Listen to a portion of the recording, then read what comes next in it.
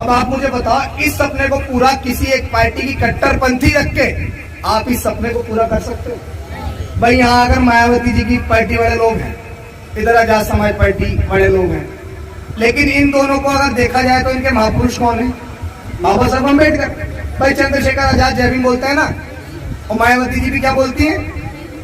तो जब हमारा लक्ष्य वही है कि हमें बाबा साहब अम्बेडकर का सपना पूरा करना है, तो मेरा उनसे ये सवाल है कि आपके रास्ते अलग अलग क्यों हैं? अरे जब मुझे यहाँ से चल के दिल्ली तक जाना है और हम 4 भाई हैं और मेरे पास चारों भाइयों के पास अलग अलग गाड़ी है, तो भाई हम एक गाड़ी से जाएंगे ना, तेल भी बचेगा, समय भी बचेगा, फिर उसके बाद में कोई थक जाएगा तो दूसरा गाड़ी चला लेगा, या फिर 4 गाड़ियों से जाएंगे तो भाई 4 गाड़ियों से जाओगे तो तेल भी फूकेगा, फिर तुम गरीब भी हो जाओगे, फिर पता लग रहा है किसी को झोंका आ गया तो खत्म। तो इसीलिए हम लोगों को एक गाड़ी चाहिए। इसका मतलब कि हम लोगों को इस समाज की एक पार्टी चाहिए, क्योंकि बाबा साहेब अम्बेडकर ने हमें एकजुटता के साथ रहना सिखाया। और आप लोग बताओ कि अपने इस बच्चे का आप लोग साथ दोगे या नहीं दोगे? तो मेरी माताओं बहनों, मैं जब भी आप लोगों को दिल्ली बुलाऊं, अपने बेटों से कहते रहना, अपने बेटों से ये कहते रहना कि दिखाओ अभिषेक भाई कहाँ है। याद जब भी तुम्हें मेरी आए तो टाइम थोड़ा खर्च कर लेना। तुम्हें YouTube पर मिलूंगा मैं, तुम गूगल पे सर्च कर लेना। जो समाज इस देश के अंदर बहुत बड़ी आबादी रखता है, मेरी मातृशक्ति यहाँ बहुत बड़ी संख्या में बैठी हुई है, और मैं ये मानता हूँ कि मुझे अपनी माँ से मिले हुए बहुत लंबा समय हो चुका है, लेकिन जब प्रोग्रामों में इस तरह माएँ बहनें मुझे आती हैं तो मैं आपको विश्वास के साथ बताता हूँ कि मेरी घर की माँ की मुझे याद नहीं आती है, क्योंकि इतनी सारी माएँ मुझको आशीर्वाद देने के लिए पहुंचती रहती है जब जहां भी मैं जाता हूं। तो आप सबसे मैं यही कहूंगा कि आपका भाई एक ऐसे मिशन, एक ऐसे मूवमेंट को लेके निकला है।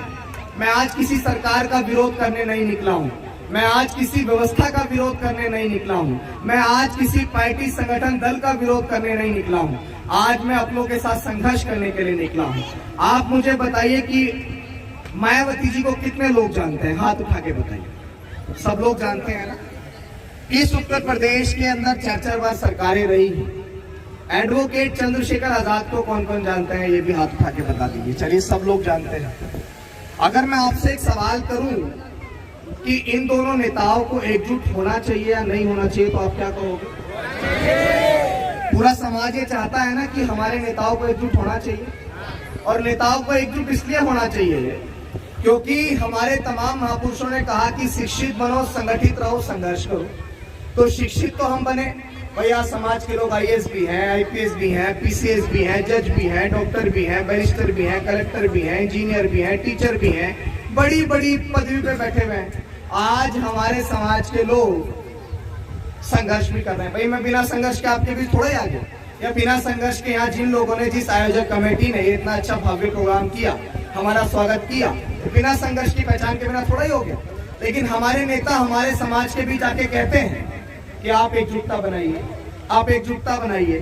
अरे भाई, ये समाज आपसे सवाल कर रहा है कि आप कब एकजुटता बनाओगे। ये समाज अब नेताओं से सवाल कर रहा है कि आप कब एकजुटता बनाओगे।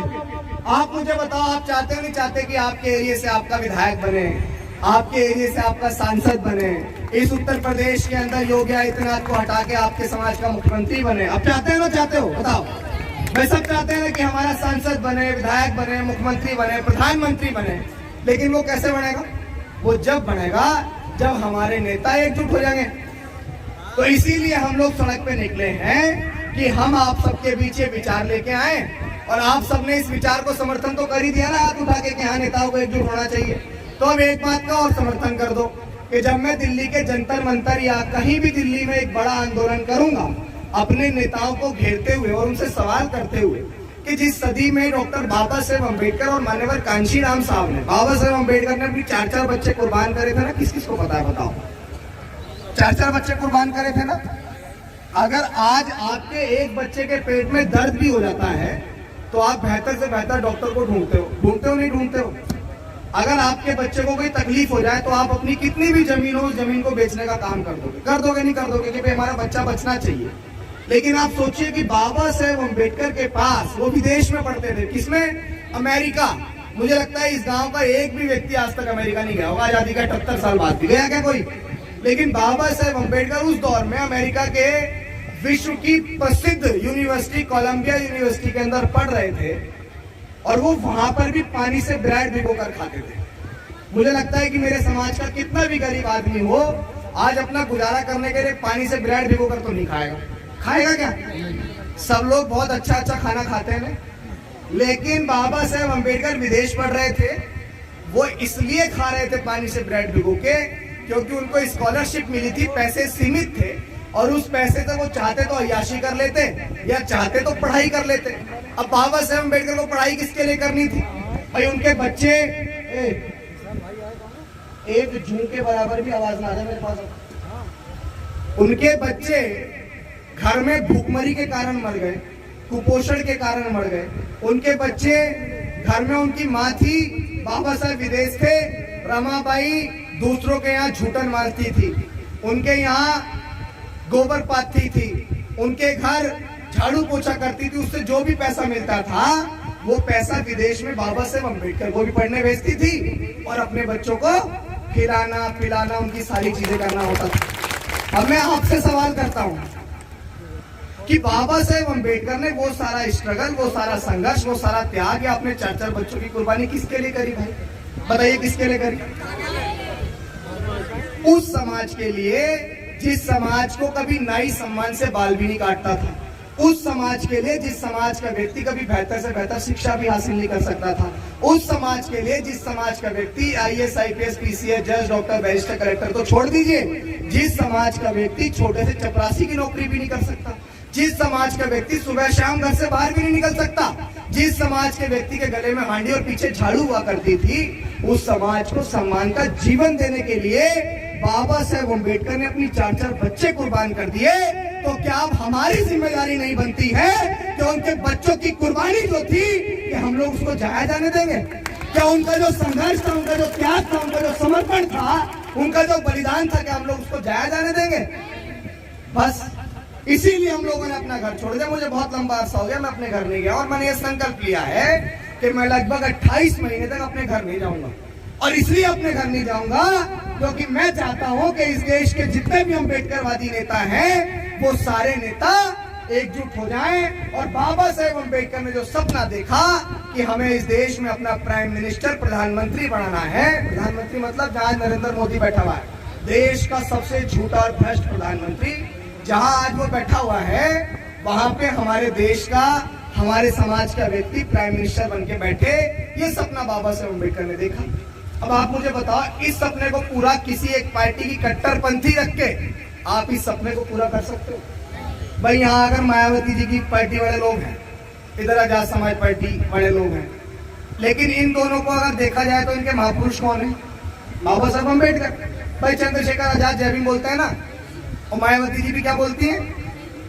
तो जब हमारा लक्ष्य वही है कि हमें बाबा साहेब अम्बेडकर का सपना पूरा करना है, तो मेरा उनसे ये सवाल है कि आपके रास्ते अलग अलग क्यों हैं? अरे जब मुझे यहाँ से चल के दिल्ली तक जाना है और हम 4 भाई हैं और मेरे पास चारों भाइयों के पास अलग अलग गाड़ी है, तो भाई हम एक गाड़ी से जाएंगे ना, तेल भी बचेगा, समय भी बचेगा, फिर उसके बाद में कोई थक जाएगा तो दूसरा गाड़ी चला लेगा, या फिर 4 गाड़ियों से जाएंगे तो भाई 4 गाड़ियों से जाओगे तो तेल भी फूकेगा, फिर तुम गरीब भी हो जाओगे, फिर पता लग रहा है किसी को झोंका आ गया तो खत्म। तो इसीलिए हम लोगों को एक गाड़ी चाहिए। इसका मतलब कि हम लोगों को इस समाज की एक पार्टी चाहिए, क्योंकि बाबा साहेब अम्बेडकर ने हमें एकजुटता के साथ रहना सिखाया। और आप लोग बताओ कि अपने इस बच्चे का आप लोग साथ दोगे या नहीं दोगे? तो मेरी माताओं बहनों, मैं जब भी आप लोगों को दिल्ली बुलाऊं, अपने बेटों से कहते रहना, अपने बेटों से ये कहते रहना कि दिखाओ अभिषेक भाई कहाँ है। याद जब भी तुम्हें मेरी आए तो टाइम थोड़ा खर्च कर लेना। तुम्हें YouTube पर मिलूंगा मैं, तुम गूगल पे सर्च कर लेना, ठीक है? तो मैं जहां भी जाऊंगा, मेरी आईडी है, मेरा YouTube अकाउंट है, मेरे सारे वहां पे लोग देखते हैं। तो आप लोगों से निवेदन है कि जबरदस्ती अपने बच्चों को, बाबा साहेब अम्बेडकर की पत्नी ने जो त्याग किया था, वो त्याग इसलिए किया था कि आप जैसी माओ बहनों के सर पे जो पल्लू है वो सम्मान के साथ रहे। मां सावित्रीबाई फुले ने जो त्याग किया था वो इसलिए किया था कि हमारे समाज की महिला भी पढ़ लिख कर बड़ी पदवी पे पहुंच पाए।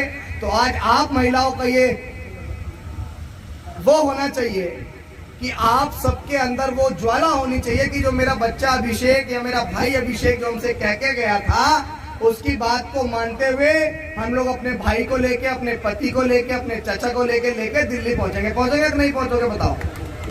पहुंचोगे ना? अब दिल्ली में कोई शादी हो तो आप सब चले जाओगे, लेकिन मैं बुला रहा हूं क्योंकि मैंने अपना घर छोड़ा। आप ये कल्पना करके देखो कि अगर आपका बच्चा 10 दिन के लिए घर को छोड़ के निकल जाए तो ईमानदारी से बताना कैसा लगेगा? 11वें दिन कैसा लगेगा? लेकिन आप सोचिए, मेरी भी तो माँ है। मुझे आज, मैं पिछली बार निकला था, बहुत सारे लोग गवाह हैं इस बात के, मैं 4.5 महीने के लिए पिछली बार निकला, फिर दोबारा 7 महीने घर रहा, फिर दोबारा निकल गया और इस बार 28-29 महीने का संकल्प ले लिया। अगर मेरे दिमाग की बुद्धि फिर गई तो हो सकता है 2029 तक घर ही ना जाऊं, कि जब तक प्रधानमंत्री नहीं बन जाएगा जब तक घर ही नहीं जाऊंगा। तो आप सबसे ये निवेदन है कि आप सब अपने इस भाई की हिम्मत और इसके हौसले को बढ़ाने का काम करिएगा।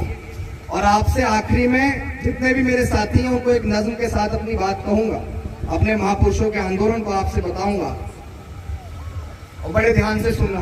पानी वाणी तो पूछ लो यार।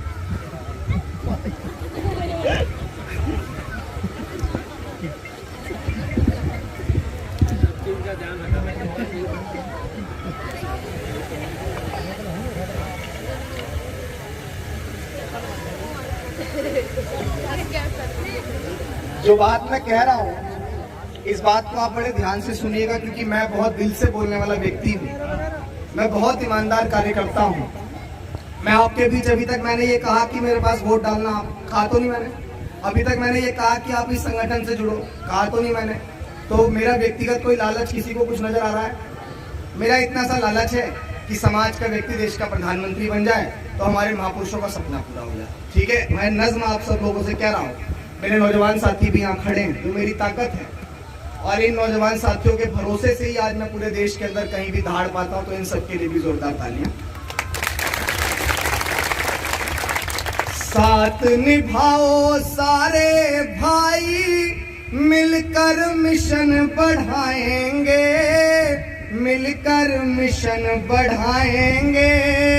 बिखरे हुए नेताओं को हम एक मंच पर लाएंगे, एक मंच पर लाएंगे। साथ दोगे नहीं दोगे बताओ? हाथ उठा के बताओ। साथ निभाओ सारे भाई, मिलकर मिशन बढ़ाएंगे, मिलकर मिशन बढ़ाएंगे।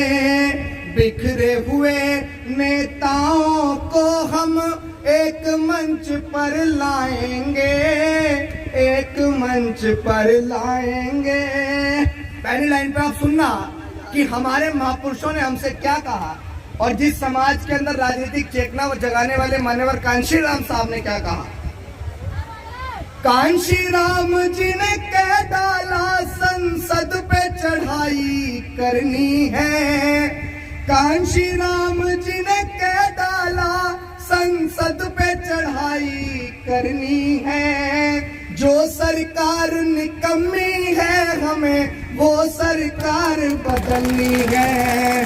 कांशीराम जी ने कह डाला संसद पे चढ़ाई करनी है। जो सरकार निकम्मी है हमें वो सरकार बदलनी है। पूरे विश्व में भारत की एक अलग पहचान बनाएंगे, अलग पहचान बनाएंगे। बिखरे हुए नेताओं को हम एक मंच पे लाएंगे, एक मंच पर लाएंगे।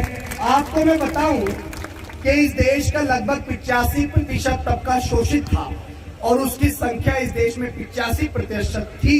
तो आप मुझे बताओ कि जिसकी जितनी संख्या भारी होती है उसको उतना हिस्सा मिलना चाहिए या नहीं मिलना चाहिए? इस देश में 15% वो लोग जिनको आप जनरल कहते हैं, उन लोगों को 10% रिजर्वेशन मिला हुआ है। कितना मिला हुआ है? 15% लोगों के हिस्से में 10% रिजर्वेशन। और हमारे हिस्से में कितना प्रिंस भाई बताओ? हमारे हिस्से में क्या है, 22% संख्या तो 15% नहीं मिलेगा। 22% हमारी संख्या और हमको रिजर्वेशन कितना मिल रहा है? और तब भी हमें कहते हैं हम आरक्षण वाले हराम खोरो, आरक्षण वाले तुम हो या हम हैं? हमें तो कम मिल रहा है, ज्यादा किसे मिल रहा है? और सबसे बड़ी बात ये कि आरक्षण भीख में नहीं मिला। आरक्षण डॉक्टर बाबा साहेब अम्बेडकर ने गांधी की जान बचाने के बदले लिया था। किसकी जान? गांधी की जान बचाने के बदले। पूना पैक्ट का समझौता था। बाबा साहेब अम्बेडकर विदेश से हमारे लिए 2 वोट का अधिकार लेके आए थे।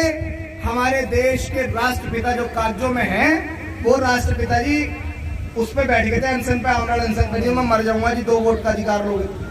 तब वहां पे समझौता हुआ था, तब हमें आरक्षण मिला था। तो भीख नहीं आरक्षण, इस बात को हमेशा याद रखना।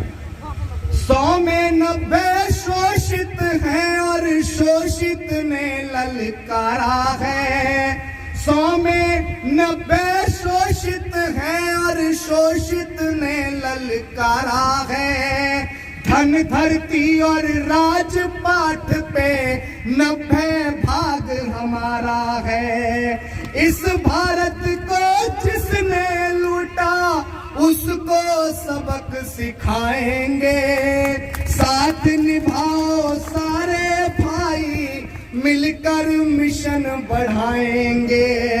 हमारा सपना क्या है? हमारे महापुरुषों का सपना क्या था? ये भारत कभी सोने की चिड़िया भारत कहलाता था, लेकिन चंद चालाक लोगों ने बाहर से आकर हमारे लोगों को गुलाम बनाया, फिर हमारे हाथ से हथियार छीन लिए, हमें कभी लड़ने का अधिकार ही नहीं दिया, इसलिए भारत गुलाम हो गया।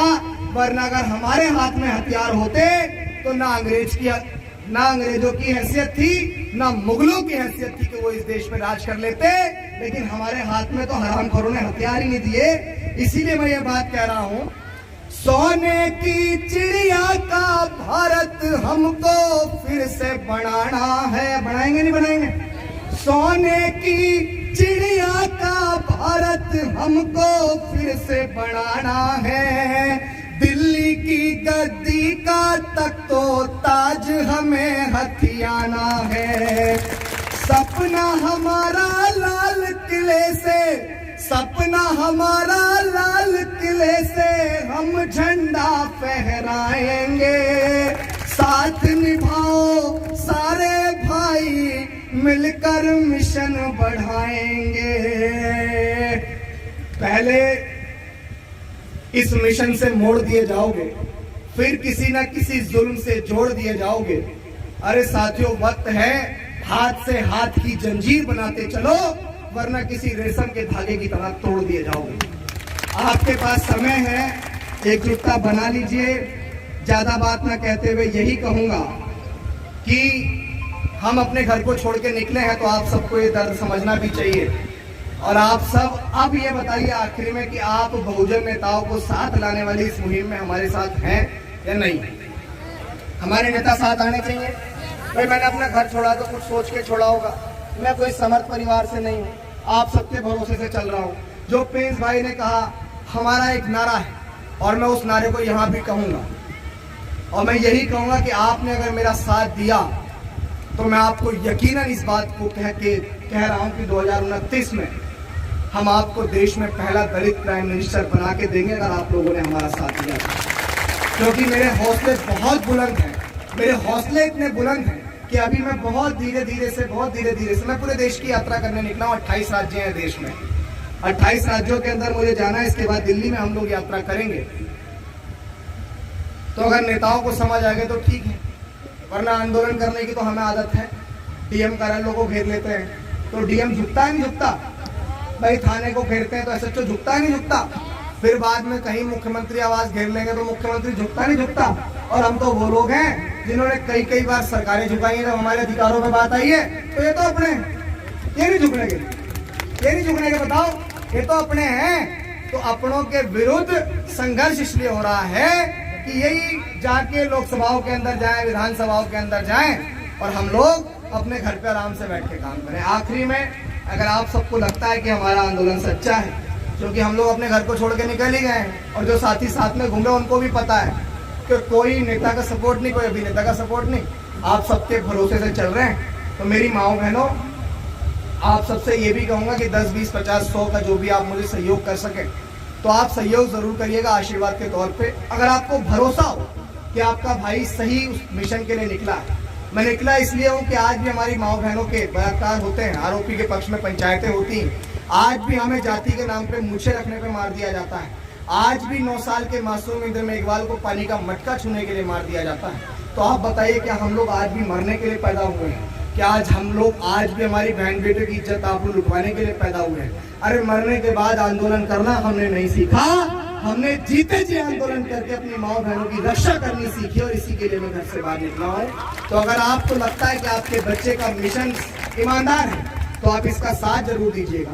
अपनी बेटी, अपने परिवार, अपने बच्चे को आप लोग शिक्षा की ओर जरूर भेजिएगा। और आखिरी में एक बात आप सबके लिए कहूंगा, हो इस तरह हौसले आजमाया करो, मुश्किलें देख कर मुस्कुराया करो, हो इस तरह हौसले आजमाया करो। मेरी माँ बहनों, मुझे लग रहा था मैं अभी बराबरी वाला सिस्टम नहीं कर रहा, इसलिए आ गया। हो इस तरह हौसले आजमाया करो, मुश्किलें देख कर मुस्कुराया करो, दोने वाले भले कम ही खाया करो, अपने बच्चों को लेकिन पढ़ाया करो, अपने बच्चों को लेकिन पढ़ाया करो। ये जमाना आप सबको अनपढ़, जाहिल, गंवार देखना चाहता है। अगर आप भी अपने बारे में नहीं सोचेंगे, ये जमाना नहीं चाहता कि आप इस देश के हिस्सेदार बने, आप प्रधानमंत्री बने, अगर आप भी अपने बारे में नहीं सोचेंगे तो 7 समुंदर पार से आपको समझाने कोई नहीं आएगा। इसलिए मैं आपसे कहूंगा कि बेटों और बेटियों के बीच कोई भेदभाव नहीं करना चाहिए।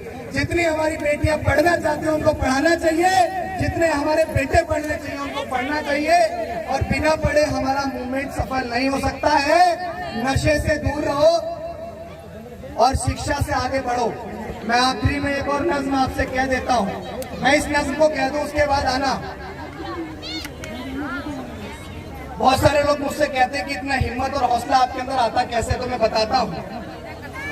पढ़ते दुख अपने पुरखों का लिखता हूँ मैं, हो जख्म से गुफ्तगू करके लिखता हूँ मैं, हो दर्द गाने कभी हौसला चाहिए, जहाँ हथेली लिए दर्द लिखता हूँ मैं, हो जहाँ हथेली लिए दर्द लिखता हूँ मैं, हो अपनी सांसों में आबाद रखना मुझे, बड़े ध्यान से सुनिए, हो अपनी सांसों में बात रखना मुझे, हो अपनी सांसों में बात रखना मुझे, मैं रहूं ना रहूं याद रखना मुझे, हो मैं रहूं ना रहूं याद रखना मुझे। इस बात को इसलिए कह रहा हूँ कि बहुत कम उम्र में बहुत दुश्मन बना लिए हैं, क्योंकि जिस व्यवस्था के साथ और इसके खिलाफ मैं लड़ रहा हूँ वो दुश्मन बहुत ताकतवर है, लेकिन आप माओ बहनों के आशीर्वाद के भरोसे चल रहा हूँ। लेकिन ये भी जीवन की सच्चाई है कि जो आया है वो जाएगा भी। तो अगर किसी हादसे में आपका भाई चला जाए तो इस आंदोलन को, इस मिशन को रुकने मत देना। बस आप सबसे यही कहकर विदा लूंगा। बहुत बहुत धन्यवाद।